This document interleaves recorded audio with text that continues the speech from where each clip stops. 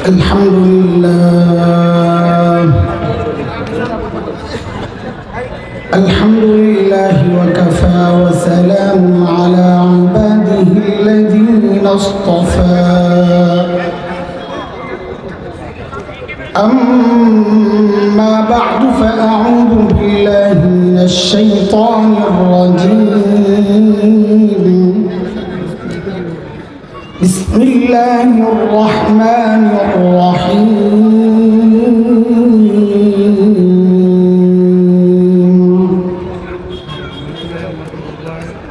ملعونين أينما ثقفوا أخذوا وقتلوا تقتيلا سنة الله التي قد خلت من قبل ولن تجد لسنة الله تبديلا آمنت بالله صدق الله العلي العظيم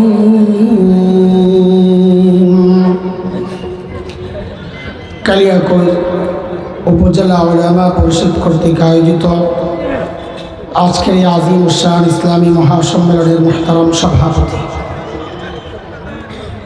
অতিথিবৃন্দ হযরত উলামায়ে কেরাম মুরব্বিয়ানে আযম দূর দূরান্ত থেকে আগত ইসলাম প্রিয় সুধী সমাজ প্রিয় ছাত্র ভাইয়েরা যুবক বন্ধুরা আল্লাহ সুবহানাহু ওয়া তাআলার অশেষ মেহেরবানি যে মহান মালিক লাখো কোটি মানুষ থেকে বাছাই করে দিন এই মজলিসে আমাকে আপনাকে আসার বসার কিছু কথা বলা ও শোনার তৌফিক দান করেছেন সেজন্য মহান রবের শুকরিয়া আদায় করি জবান খুলে প্রাণ খুলে কালিমাতুশ শুকর উচ্চারণ করি আলহামদুলিল্লাহ কুরআন আল কারীমের সূরাতুল আহজাবের একটা আয়াত আমি পড়েছি দুইটা আয়াত সময়ের প্রেক্ষাপটে আমাদের যেহেতু উলামাদের আহ্বান আমাদের বিষয়গুলো আমাদের কিছু দায়িত্ব আমাদের কিছু কাজের ধরন সম্পর্কে আপনাদেরকে আমরা জানাতে চাই আমাদের উপর সব সময় আমরা খেয়াল করি সময় আসলে খুবই কম আমি খুব কাটছাট করতেছি কথা মূল বক্তব্যটা একটু পৌঁছাতে চাই সাধারণ মানুষের অনেক তো আছেনই সাথে আমাদের মতো এমন সুরতওয়ালাও অনেকে আছে যখন আমরা কোনো বিষয়ের প্রতিবাদী হই উঁচু আওয়াজে কথা বলতে চাই তখন আমাদের মধ্যে অনেকে এইরকম একটা খোঁচা আমাদেরকে দিতে চায় সেটা হচ্ছে আমরা রহমতের নবীর ওয়ারিস রহমতের নবীর ওয়ারিসরা আবার এত গরম কেন এমন একটা আওয়াজ হয় কি হয় না কথা বলে কিন্তু আপনাদেরকে দেখলে তো মনে হয় না আপনারা গরম হন রহমতের নবীর ওয়ারিসরা গরম হবে কেন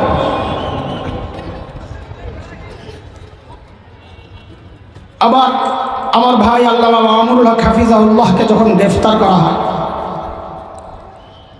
মুজাহিদ মিল্লাত আল্লামা হাফিজ জুনায়েদ বাবুনগরী নওয়ারাল্লাহু মারকাদা যখন বদদুয়া করেছিলেন জালিমদের জন্য তখন এই আমার মতো এমন লিবাসওয়ালা একটা শ্রেণীকেও দেখেছি সমালোচনা করতে যে রহমতের নবীর ওয়ারিসরা বদদুয়া দিবেন কেন নবী তায়েফে রক্তাক্ত হয়েছেন বদদুয়া দেন নাই হিদায়াতের দোয়া করেছেন নবী উহুদের মাঠে সাল্লাল্লাহু আলাইহি ওয়াসাল্লাম উহুদের মাঠে রক্তাক্ত হয়েছেন বদদুয়া দেন নাই উম্মতের হিদায়াতের দোয়া করেছেন সেই রহমতের নবীর ওয়ারিসরা বদদুয়া দেয় কেন আসলে বদদুয়ার উপর ওদের আপত্তি না আপত্তিটা হচ্ছে যেহেতু রহমতের নবী বদদুয়া দেয় নাই কাজেই তারা রহমতের নবীর ওয়ারিস না এরা জঙ্গি এরা উগ্রবাদী এমন একটা খোঁচা আমাদেরকে প্রায় অনেকে দেন দিতে থাকেন সাম্প্রতিক কালেও দেওয়া হচ্ছে এই বিষয়ে একটু কথা বলতে চাই প্রথম কথা হচ্ছে আমরা কি আসলেই রহমতের নবীর ওয়ারিস না সমস্ত নবীর ওয়ারিস আমাকে একটু বলেন তো উলামায়ে উম্মত শুধুই রহমতের নবীর ওয়ারিস না সমস্ত নবীর ওয়ারিস? হাদিস কি বলে? হাদিস বলে ইন্নাল উলামা ওয়ারাসাতুল আম্বিয়া। উলামারা বলেন আপনারা কয় নবী? কয় নবী? সব নবী। কেমনে বুঝলেন? আম্বিয়া বহু বচন না? মাশাআল্লাহ, খবর আছে। কিন্তু বহু বচন তো তিনজন দিয়েও কাম চলতো। আদম, ইব্রাহিম, আখরি পয়গম্বর, এই তিনজনের ওয়ারিস, এটা দিয়েও তো হইতো। হ্যাঁ, একটু কথা বলেন। সমস্ত আসলো করতে গেলে আপনারা বুঝবেন না, ওলামারা জানে। আম্বিয়া বহু বচনের মধ্যে যখন আলিফ লাম আসে, আল আল, এটা ওলামাদের পড়া, আপনাদের না, শুধু বোঝার জন্য বলছি, তখন ইস্তেগরাকের ফায়দা দেয়, টোটাল বোঝায়। কাজে ইন্নাল উলামা ওয়ারাসাতুল আম্বিয়া মানে হচ্ছে ওলামারা হযরত আদম থেকে আখরি পয়গম্বর সমস্ত নবীর ওয়ারিস। কাজে সমস্ত নবীর গুণ এই আলেমের মধ্যে থাকবে। বলে আলেম বদদুয়া কেন দেয়? কারণ তারা নবী নূহ আলাইহিস সালাতু ওয়াস সালামের ওয়ারিস। নবী নূহ কাফেরদের এই অবস্থা, কঠোরতা দেখে তিনি আল্লাহর কাছে বদদুয়া করেছিলেন, রব্বি লা তাযার আলাল আরদি মিনাল কাফিরিনা দাইয়ারা, আল্লাহ জমিনে একটা কাফিরও রেখেন না। কাজেই ওলামারা প্রয়োজনে বদদুয়াও দিবে। বলে মূর্তি ভাঙতে যান কেন রহমতের নবীর ওয়ারিস আপনারা? এমন উগ্রতা কেন দেখান? কারণ আমরা নবী খলিল ইব্রাহিমের ওয়ারিস, মূর্তি ভাঙার মহান পুরুষ, প্রয়োজনে আমরা মূর্তিও ভাঙব। বলে আরেকজনকে মারতে কেন যান? আরেকজনকে মারতে কেন যান? বলে অন্যায় দেখলে মারতে যাব কেন? আমরা নবী মূসা আলাইহিস সালামের ওয়ারিস, এক ঘুষা দিয়ে জীবন পার। বলে আবার জীবন আর কল্লা কেন দিতে চান? বলে কারণ আমরা নবী জাকারিয়ার ওয়ারিস, দ্বীনের জন্য আমরা কল্লা দিতে জানি। বলে আবার ক্ষমতায় কেন যেতে চান? কারণ আমরা নবী দাউদ আর সুলাইমানের ওয়ারিস, রাষ্ট্র পরিচালনা করা ওলামাদেরই কাজ। বলে রাতের আবারে চুপচাপ আবার কান্না কেন করেন উম্মতের জন্যে? কারণ আমরা রহমতের নবীর ওয়ারিস। যখন যা প্রয়োজন হবে তা করার নাম হিকমত, যখন যা বলা দরকার তা বলার নাম হিকমত। বাংলাদেশে হিকমত দুই প্রকার হয়ে গেছে, এই জন্যই হলো এই সমস্ত সমস্যা। বাংলাদেশের হিকমত দুই প্রকার, এক হলো বাংলা হিকমত, আরেক হলো আরবি হিকমত। বাংলা হিকমত মানে পিঠ বাঁচানোর জন্যে সত্যকে গোপন করা, এর নাম আর আরবি হিকমত আমরা যারা ওস্তাদদের কাছে পড়েছি, যেখানে যা বলা দরকার বলা, যেখানে যা করা দরকার করা, এর নাম। আফগানিস্তানে আমেরিকা ঢুকেছে, তালেবানরা যদি মনে করত হিকমতের অংশ হিসাবে এখন চিল্লায় বের হয়ে যাও, হিকমতের অংশ হিসাবে এখন খানকায় ঢুকে যাও, হিকমতের অংশ হিসাবে এখন উম্মতের জন্য বৈশা বৈশা কান্দো আর দোয়া করো, তাহলে কুত্তা আমেরিকা জিন্দিগিতে আফগানিস্তান ছাড়ত না। ওরা বুঝে গেছে ঘরে ঢুকেছে কুত্তা, হাতে নিতে হবে মুগুর দেখাইছে তো কুত্তা লেজ গুটায়া পালাতে বাধ্য হয়েছে। উম্মতের আলেমরা প্রয়োজনে দোয়া করবে, চোখের পানি ফেলবে। উম্মতের আলেমরা ভালো করে করে বুঝাবে, প্রয়োজনে নরম ভাবে কথা বলবে। যদি আপনি রোগী হন হালকা, আপনাকে প্যারাসিটামল দিবে, যদি হয় আরেকটু বেশি অ্যান্টিবায়োটিক দিবে, যদি আরেকটু বেশি হয় ইনজেকশন দিবে, যদি তাও দেখি বেশি, যদি দেখি ইন্টারন্যাশনাল সোসাইটি ফর কৃষ্ণা কনসাসের মতো ওই রকম উগ্র সংগঠন বাংলাদেশের স্বাধীনতা সার্বভৌমত্ব নষ্ট করার জন্য বিদেশি চক্রের সাথে চক্রান্ত করছে, এদেশীয় পাঁচটা গোলামরা তাদের মাথায় সওয়ার হয়ে এই দেশকে অস্থিতিশীল করতে চেষ্টা করছে। তাইলে সারা জিন্দেগি যেই জিহাদি চেতনা লালন করছি, সেই অপারেশনের মাধ্যমে শত্রুকে প্রতিহত করা হবে, প্রতিহত করা হবে।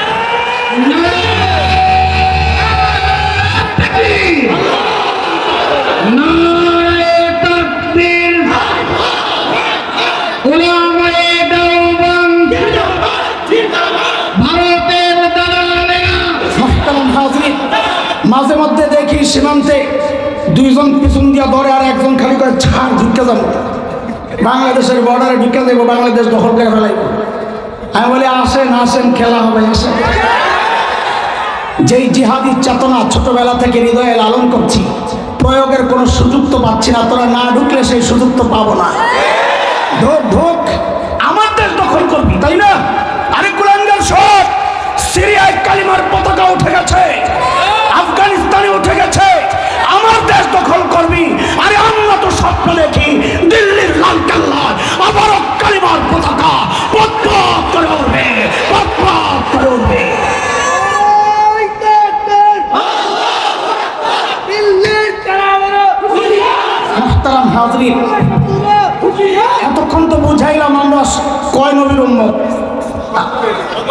ওয়ারিস, কয় নবীর ওয়ারিস? কিন্তু আমাদের নবীও কি সবসময় খালি দয়াই দেখাইছেন না একটু কঠোরও হয়েছেন? এটা একটু দেখেন, একটু দেখেন। আমি শুধু মক্কা বিজয়ের অল্প কিছু কথা আপনাদেরকে শোনাইতে চাই। সবচেয়ে বড় ক্ষমাটা মক্কা বিজয়ের সময় হয়েছে।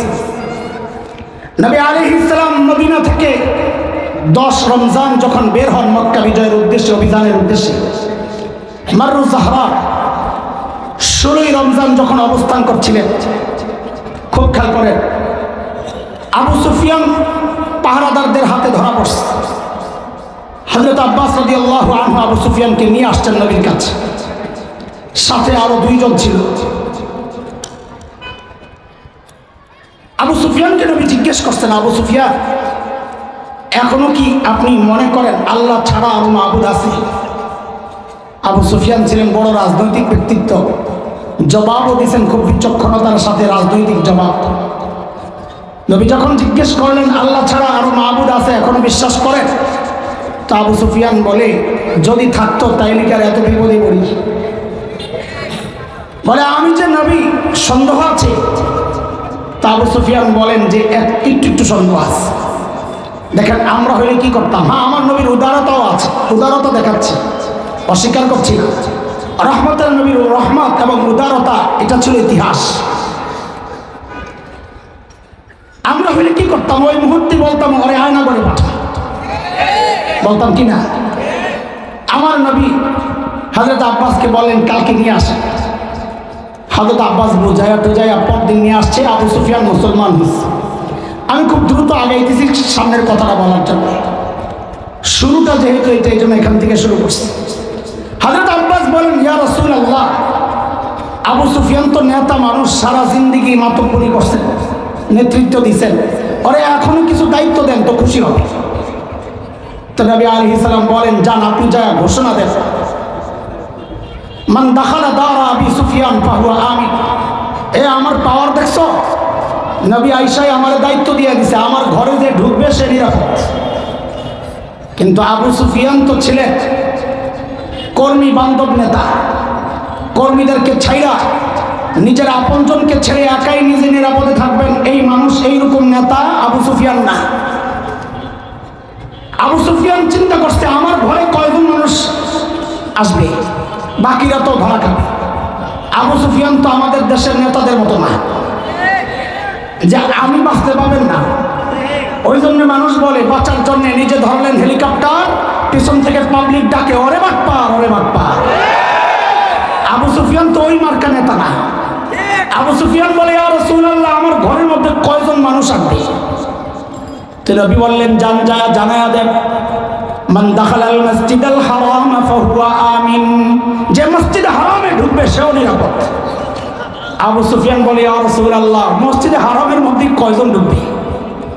আবু সুফিয়ান চাইতেছে সবাইরে বাঁচাইতে, নেতা নেতা নেতা কি বলে?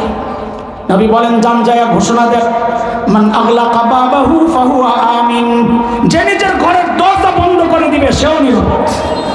আবু সুফিয়ান কয়, এবার ঠিক আছে, সবার বাঁচার একটা ব্যবস্থা হয়েছে। মক্কায় ঢুকতেছেন নবী আলাইহিস সালাম 2 গ্রুপে। নিজে এক গ্রুপের নেতৃত্বে কাদা নামক জায়গা দিয়ে, মক্কার উঁচু অঞ্চল যেটা, মারওয়ার পাশে মুআল্লা যে অঞ্চল, আর হযরত খালিদ ইবনে ওয়ালিদের নেতৃত্বে কুদা একটা জায়গা, ওখান দিয়ে মিসফালা নিচু অঞ্চল দিয়ে ঢুকছেন হযরত খালিদ। নবী ঢুকেই সবাইকে ডেকে বললেন, লা তাসরিবা আলাইকুমুল ইয়াউম, আজকে কোনো প্রতিশোধ নিচ্ছি না, আমার ভাই ইউসুফের মতো আমি সবাইকে মাফ করে দিলাম। কিন্তু ওই যে সূরা আহজাবের যে আয়াত আমি পড়েছি শুরুতেই, আল্লাহর একটা ফয়সালা আছে, যারা মালউন ওদেরকে ছাড়া যাবে না। মালউনদেরকে যেখানেই পাওয়া যাবে ধইরাই হত্যা করতে হবে। সিদ্ধান্ত কার? বলে মালউন কারা? যারা আল্লাহ রাসূলকে কষ্ট দেয়। তার আগের দিয়ে আয়াতে আছে, এটা আমি আয়াত পড়ছি না, দেরি হবে। নবী ঘোষণা দিয়ে দিলেন যে মালউনদেরকে ছাড় নাই। এই মালউন কারা? কাদেরকে ছাড় নাই? শেখ ইবনে তাইমিয়া রাহমাতুল্লাহি আলাইহি তার বিখ্যাত কিতাব আস-সারিমুল মাসলুল আলা শাতিমির রাসূলে 15 জনের নাম এনেছেন। আব্দুল্লাহ ইবনে খাতাল, কুরতুনা, কুরাইনা, সাররা, মাকিস ইবনে সুবানা, হুয়াইরিস ইবনে নাকিব, আব্দুল্লাহ ইবনে জিবারা, আব্দুল্লাহ ইবনে সাদ ইবনে আবি সারাহ, ইকরামা ইবনে আবি জাহল, ওয়াহশি ইবনে হারব, হিন্দা বিনতে উতবা, উহবার ইবনে আসওয়াদ, হারিস ইবনে তলাতিল, কাব ইবনে জুহাইর, হুবাইরাহ বিনতে আবি ওয়াহাব আল মখজুমি। নবী গনে গনে 15 জনের নাম ঘোষণা করলেন যে এদেরকে যেখানেই পাওয়া যাবে ধৈরাই হত্যা করতে হবে। আমি শুধু জিজ্ঞেস করি, এই ঘোষণাটা দিলেন কে? আরে ফয়সালা তো আল্লাহর, ঘোষণা দিলেন কে? হ্যাঁ, আল্লাহ রসুল। এই জায়গায় আমরা খালি একটু খোঁচা দেওয়ার জন্য বলবো রহমতের নবী বলে, বুঝেন নাই? হিসাবটা বুঝেন নাই? কে কে ঘোষণা কার? আরে বলেন না, যেই রহমতের নবীর ওয়ারিস কয়া খোঁচা দেয়, ওই রহমতের নবীর ঘোষণা পাইলেই ধৈর্য হত্যা করতে হবে। আব্দুল্লাহ ইবনে খাতাল, সাহাবেরা তো হায় এত রাগ, 10 টন রাগ আছিল মক্কাবাসীর উপর। বিলি করলে হয়তো কেজি কেজি করে পড়তো। এখন মাত্র 15টা, তো এক একটার ভাগে তো বহু টন। হ্যাঁ, বহু রাগ। দেখেন না, কাউরে পায় না। সীমান্তে 2-4টারে পাইলে সাপের মতন পিটাইয়া কলা পাতায় শোয়াত। আর দেখেন না, কালামানিক কালে লাঠি দিছে পিছন দিয়ে না দিয়ে মহাব্বত করে সামনে দিয়ে দিছে, জীবনের আশা ভরসা সব বাদ। দেখেন না এগুলা? কারণ সব রাগ এক জায়গায় উঠছে। তার এমনই শাস্তি হওয়া উচিত। একজন নির্দোষ মানুষ, তারা যেই আসামি করেছে, আল্লামা দিলওয়ার হোসেন সাঈদী রাহিমাহুল্লাহ, আমাদের সাথে কিছু মতপার্থক্য থাকতে পারে, রাজনৈতিক মতপার্থক্য থাকতে পারে, কিন্তু মানুষটা মজলুম ছিলেন। এই মানুষকে ফাঁসিতে ঝুলানোর জন্য এই কুলাঙ্গার যেভাবে প্রতিবাদে সোচ্চার হয়েছিল, আমরা বলি শুধু লাঠি দিয়া সামনেরটা বাতিল করে না, ওরে রাজপথে উল্টা ঝুলাইয়া টুকরা টুকরা করে কুত্তা দিয়া খাওয়ানো দরকার ছিল। আব্দুল্লাহ ইবনে খাতাল যায় কাবার গিলাফ দিয়া নিজেরে জড়াইছে। কাবার গিলাফ দিয়ে কেন জড়াইলো? কেন মনে করছে কাবারে মুসলমান মহাব্বত করে, তো গিলাফ দিয়া জড়াইলে কাবার ইজ্জতে মনে হয় আমারে ছেড়ে দিত। ওই যে এখন যাব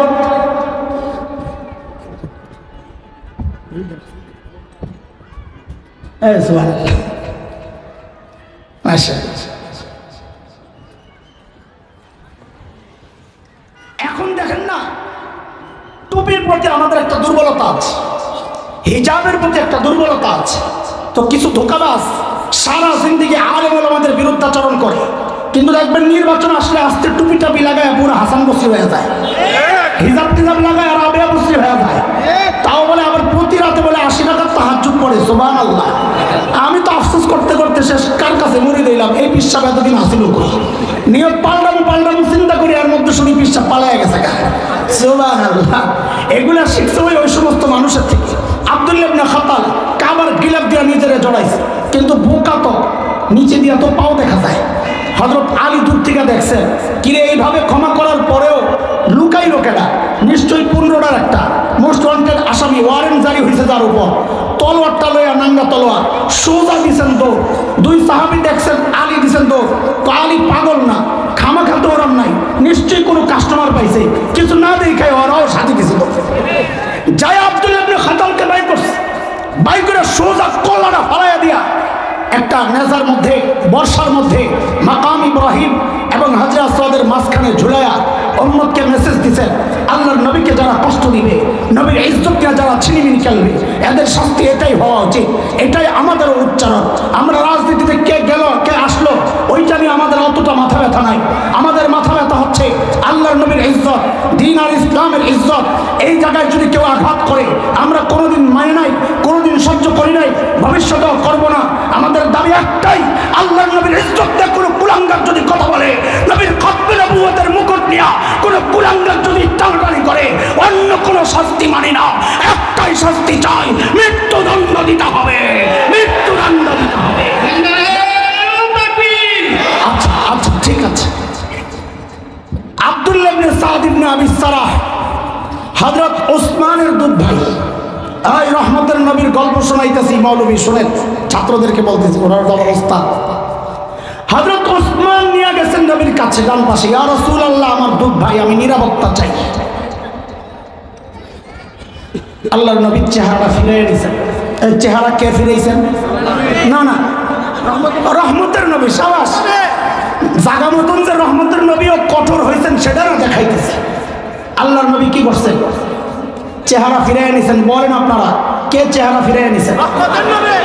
হযরত ওসমান আবার ওই পাশে গেছে, আল্লাহর নবী আবার চেহারা ফিরে নিছেন, কে নিছেন?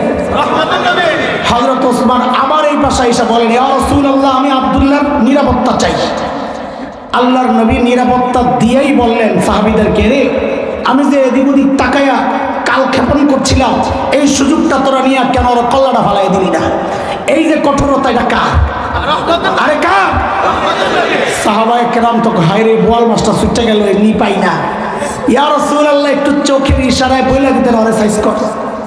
আমার নবীর আদর্শ দেখে আমার নবী বলেন, না রে আমি তো নবী, নবীর সামনে চোখের ইশারায় কথা বলা, নবীরা যা বলেন তো সরাসরি বলেন। এটাই হচ্ছে উম্মতের আলেমদের একটা বড় সমস্যা। আমাদের মুখে একটা, তোমাদের মতো বুকে আরেকটা না। আমরা বুকে যা লালন করি মুখেও তা বলি, এটা অনেকে নিতে পারে না, তাই আলেমদেরকে নিজেদের শত্রু মনে করে। আমরা মুনাফিকি করতে পারি না। হযরত ইকরামা বড় আসামি, 15 জনের একজন, ইসলামের বিরোধিতায় তার হিস্টোরি বড় লম্বা। এমনকি মক্কা বিজয়ের দিন নবীর এমন ক্ষমা ঘোষণার পরেও যে কয়জন মুসলমানদের সাথে লড়াই চালায়া যাচ্ছিলেন, তার মধ্যে নেতৃত্বে ইকরামা যুবকদেরকে নিয়ে, নবী যেই অংশে ছিলেন ওই অংশের সাথে আসে নাই, আসতে হযরত খালিদ ইবনে ওয়ালিদের মিসফালা দিয়া নিচু অঞ্চল দিয়া যেটা আসছে, ওই দিনেও 2 জন সাহাবীকে তারা হত্যা করেছেন। হযরত কুরজ ইবনে জাবের ফাহরি, হুবাইশ ইবনে আহমাস খালিদ, 2 জন সাহাবীকে হত্যা করেছেন। কাফেরও মারা গেছিল 12 জন। এমন বড় মানুষটা এই দিনও যিনি ইসলামের বিরুদ্ধে নিজের অবস্থান পরিষ্কার করেছেন, সেই ইকরামা যখন শুনছেন সব শেষ, পালাইছেন ইয়ামনের দিকে, যে আমি আর বাঁচব না। কোন দিকে? সামনে বসে নদী। এখন নদী তো পার হবে কি? আমাদের মতো নদীমাতৃক দেশ তো না, মরুভূমির মানুষ পানি দেখলেই তো ডরায়। উঠছেন নৌকায়, যেই নৌকায় উঠছে এমন ঝড় তুফান শুরু হয়েছে, এমন হযরত ইকরামা ডাকা শুরু করছে, ইয়া লাত ইয়া উজ্জা ইয়া মানাত ইয়া হুবাল, আমারে বাঁচাও। মাল্লা মাঝি কি কয়, মুরব্বি কাম হইব না, পানির মধ্যে লাত উজ্জা আপনারে বাঁচাইতে পারবে না। কে বাঁচাবে? বলে স্থলে যিনি বাঁচান সেই আল্লাহ। হায় হায়, মাঝির ওই কথা ইকরামার দিলে যায় লাগছে। কার কথায় কার হেদায়েত হয়ে যায় বলা যায় না। হযরত ইকরামার দিলে যায় ওটা লাগছে, সাথে সাথে বললেন, আল্লাহুম্মা লাকা আহদু ইন আফাইতানি মিম্মা নাফি আন আতিয়া মুহাম্মাদা হাত্তা আদা ইয়াদাই আলা ইয়াদাই ফালা আজিদান্নাহু আফুওয়ান গফুরান কারীমা। সাথে সাথে নবী মুহাম্মদের কাছে হাতে হাত রেখা আমি মুসলমান হয়ে যাব।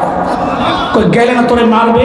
হযরত ইকরামা বলেন, না আমি মুহাম্মদ চিনি। ফালা আজিদান্নাহু আফুওয়ান গফুরান কারীমা, আমার বিশ্বাস তিনি আমাকে ক্ষমা করে দিবেন, আমার সাথে সুন্দর আচরণ করবেন। এদিক দিয়ে ইকরামার বিবি উম্মে হাকিম বিনতে হারিস ইবনে হিশাম, তিনি পিছন দিয়ে দৌড়াইতেছেন জামাইয়ের জন্য, নবীর কাছ থেকে ক্ষমা নিছেন, নিরাপত্তা নিয়ে নিছেন। নবী মাফ করে দিয়েছেন ইকরামারে, মাফ মাফ দেখাইতেছি, মাফ মাফ করে দিছেন। উম্মে হাকিম যায় নদীর পাড়ে দাঁড়ায় ডাকতেছেন, ইয়াবনাম, ও স্বাস্থ্য ভাই। জামাইরে কি করে? আরে আগের সম্পর্ক আর কি, আগে চাচাতো ভাই ছিল। আমার এক চাচাতো ভাইয়ের কাছে আমার বোন বিয়ে দিস, আপন বোন। তা আমরা তো দুলাভাই ডাকি না, মান্নান ভাই ডাকি, আব্দুল মান্নান না। কিন্তু সমস্যা হলো আমার বোনও মাঝে মাঝে মান্নান ভাই ডাকি। এইটা এমনই হয়। ইকরামার বিবি ডাকতেছেন, ইয়াবনাম ইন্নী ক্বাদ জিতু মিন ইনদি আবাররিন নাস ওয়া আওসালিন নাস ওয়া খায়রিন নাস ক্বাদ ইসতা'মানতু লাকা রাসূলুল্লাহ সাল্লাল্লাহু আলাইহি ওয়াসাল্লাম ফালা তুহলিক নাফসাক। ও আমার ভাই, আমি এমন একজন মানুষের কাছ থেকে এসেছি যিনি সবচেয়ে ভালো মানুষ, সবচেয়ে উন্নত চরিত্রের, সবচেয়ে উদার এবং আত্মীয়তার সম্পর্ক মূল্য দেওয়ার ক্ষেত্রে সবচেয়ে দায়িত্বশীল। তার কাছ থেকে তোমার জন্য নিরাপত্তা নিয়ে আসছি, সুতরাং তুমি নিজেকে ধ্বংসের মুখে ঠেলে দিও না। জামাইরে লইয়া, মুসলমান হয়েছে জামাই, মক্কার দিকে রওনা দিছেন। আমার নবীর আখলাক দেখেন, মক্কার দিকে রওনা দিছেন। সাহাবীরা তো জানে ইকরামারে নবী মাফ করে দিস, কিন্তু নবীর আশঙ্কা ইকরামারে মাফ তো আমি করছি, আমার সাহাবীরা তো ইকরামারে সাজ করতে পারবে না, না জানি আবার জাল মিটানোর জন্য ইকরামার সামনে বাবা আবু জাহেল রে গাইলে কিছু জাল মিটায় কিনা, এটাও আমার নবীর চিন্তা। এক সাহাবী এসব খবর দিছে, ইয়া রাসূলুল্লাহ ইকরামা আসতেছে। আল্লাহর হাবিব ওই আশঙ্কার কারণে রিওয়ায়াত আসছে যেখানে ছিলেন লাফ দিয়ে বাহিরে এসে ডাক দিয়ে বলতেছেন, শোনো শোনো, ইয়াতিকুম ইকরামা মুমিনা ফালা তাসুব্বু আবাহু ফাইন্না সাব্বাল মাইয়িত ইউজিল হাই। এই শোনো শোনো, ইকরামা মুসলমান হয়ে আসতেছে, খবরদার তোমরা কিন্তু ইকরামার বাবা আবু জাহেল রে গালাগালি করো না। কেন? মৃত ব্যক্তিরে গালি দিলে জীবন্ত আপনজনরা কষ্ট পায়। আমার নবীর আখলাক, নবী ইকরামাকেও মাফ করেছেন, হ্যাঁ আব্দুল্লাহ ইবনে সাদ ইবনে আবি সারাহকেও মাফ করেছেন, আবু সুফিয়ানকেও মাফ করেছেন, আরো অনেককে মাফ করেছেন। কিন্তু আমার কাছে সবচেয়ে অবাক লাগে হুবার ইবনুল আসওয়াদের ক্ষমাটা আমি নিজে কোনোভাবে মাইনে নিতে পারি না। এটা কিভাবে সম্ভব? হুবার ইবনুল আসওয়াদকে একটু সংক্ষেপ শোনেন। নবী আলাইহিস সালামের এক মেয়ে হযরত যায়নাব মক্কায় ছিলেন, সন্তান সম্ভবা, পেটে বাচ্চা হওয়ার সময় হয়েছে। স্বামী আবুল আস স্ত্রীকে বললেন, তুমি যদি চাও মক্কায় থাকতে পারো, আর যদি চাও হিজরত করে বাবার কাছে চলে যাবা তাও করতে পারো। হযরত যায়নাব সিদ্ধান্ত নিলেন হিজরত করে চলে যাবেন। আবুল আস নিজের ভাই কেনানার মাধ্যমে পাঠাইছেন, যাও ওকে আগায়া দিয়ে আসো। কিন্তু আবু সুফিয়ান সহ মক্কার নেতারা সিদ্ধান্ত নিল না, এইভাবে প্রকাশ্যে দিনে দুপুরে মুহাম্মদের মেয়ে আমাদের সামনে দিয়ে চলে যাবে, এটা আমাদের প্রেস্টিজের ব্যাপার, আমরা যেতে দিব না। যায়া পথ আগলে দাঁড়াইছেন যে না, এইভাবে আমরা যেতে দিব না। কিন্তু ওই হুবার ইবনুল আসওয়াদ কি করছে জানেন? তলোয়ার নিয়ে হযরত যায়নাবের উটের পায়ের মধ্যে যখন আঘাত করছে, উটটা অনেক উঁচা, হযরত যায়নাব উট যখন কাত হয়ে গেছে, হযরত যায়নাব উপর থেকে নিচে পড়ে গেছে, পরে মাথা ফেটে গেছে, পাথরে যাইয়া লাইগা সন্তান পেটের নষ্ট হয়ে পড়ে গেছে, রক্ত বের হচ্ছে।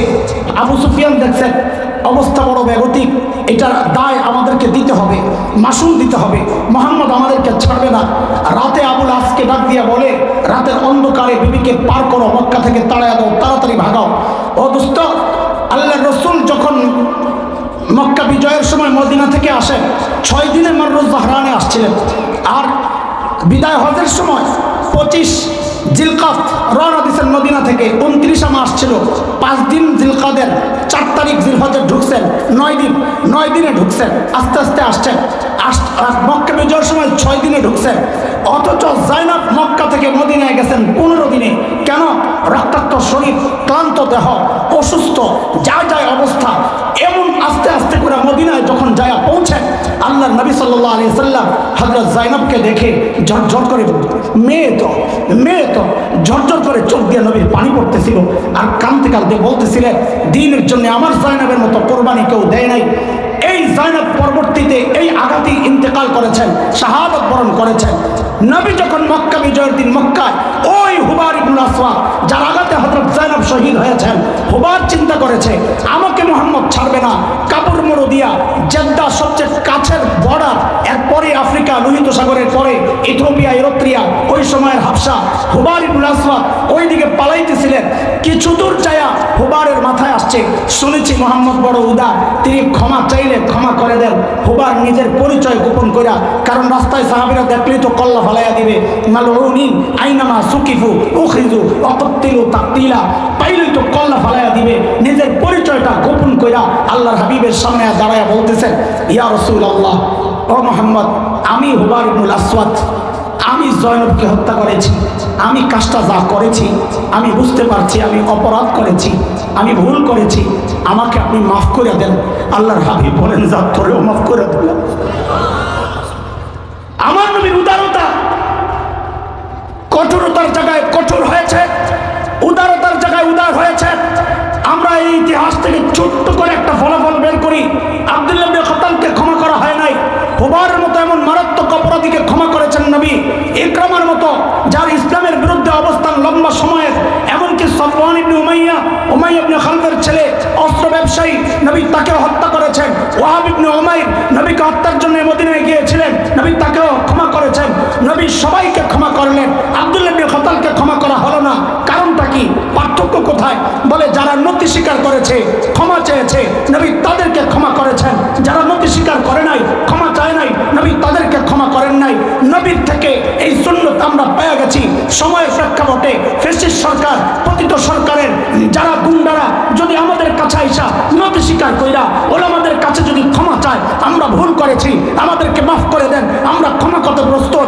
টঙ্গীর যেই গুন্ডারা আমার ভাইকে রক্তাক্ত করেছে, শহীদ করেছে, যদি এখনো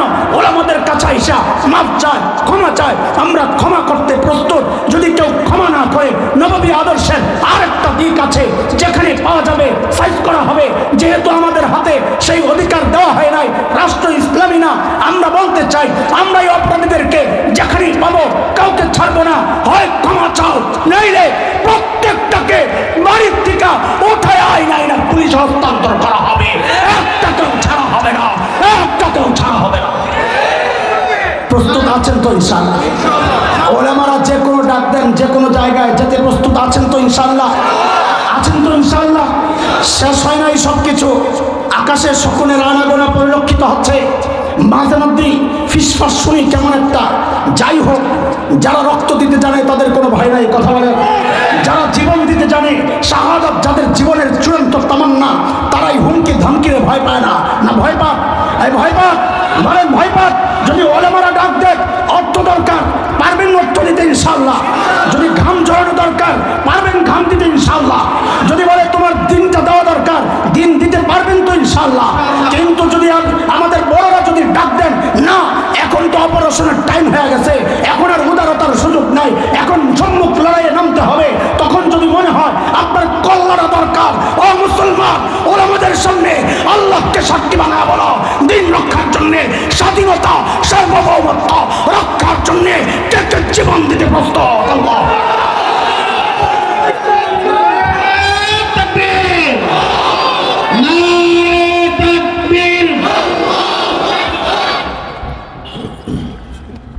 আজান হয়ে যাবে বা হচ্ছে, আমাদের কথা শেষ। ওলামাদের ভূমিকা আপনাদের বোঝা দরকার। আমরা রাতে কান্না করি, রাস্তায় আবার লাঠি লইয়া নামি। বিষয় কি? বলে এটার নাম হিকমত।